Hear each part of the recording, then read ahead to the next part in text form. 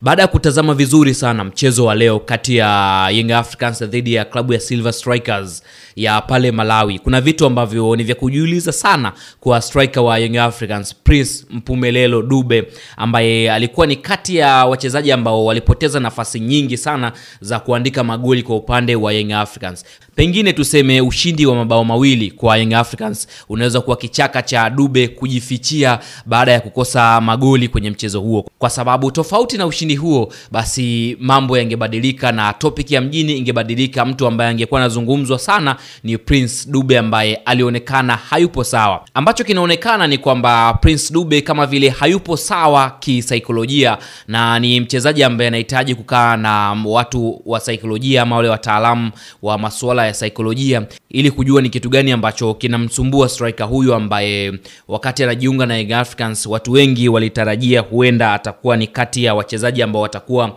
wakutegemewa na wakutumainiwa zaidi, kitu ambacho kimekuja kuwa tofauti. Dube amekuwa ni striker ambaye anapoteza nafasi nyingi sana za magoli katika michezo mingi ya Young Africans, na inafika wakati pale ambapo unatarajia anafunga anakosa goli la wazi, lakini pale ambapo unaona sasa hapa hakuna chance ya kufunga, Dube anakuonesha kwamba hapa ndo sehemu ambayo na kuaminisha kwamba natakiwa nifunge. Dube amekuwa na panda shuka nyingi ndani ya klabu ya Young Africans, kitendo ambacho kimefanya baadhi ya mashabiki kukosa imani na mshambuliaji huyu, kwa sababu hata katika mchezo dhidi ya Silver Strikers baada ya kukosa goli alionekana kama anaonesha ishara ya mabadiliko kuelekea kwenye benchi la ufundi, akionekana kwamba kuna kitu hakipo sawa kwa upande wake, na ni yeye mwenyewe ndo anajua kitu gani ambacho hakipo sawa. Kwa hiyo wale wataalamu wa saikolojia wanaweza kucontact na watu wa Young Africans na kuweza kugundua shida hasa kwa upande wa Prince Dube ilikuwa ni nini hasa, kwa sababu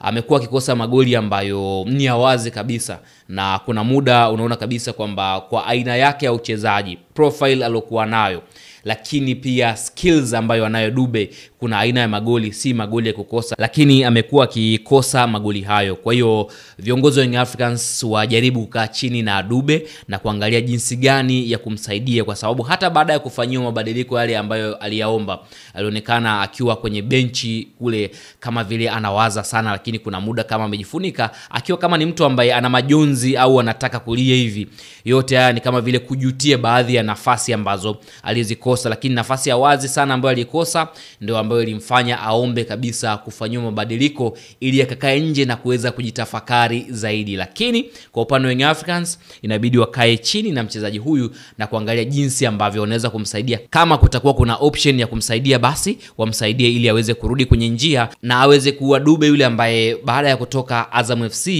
tulitarajia mambo mengi sana na tulitarajia magoli mengi sana kutoka kwake, kitu ambacho kilikuja kuwa tofauti baadaye.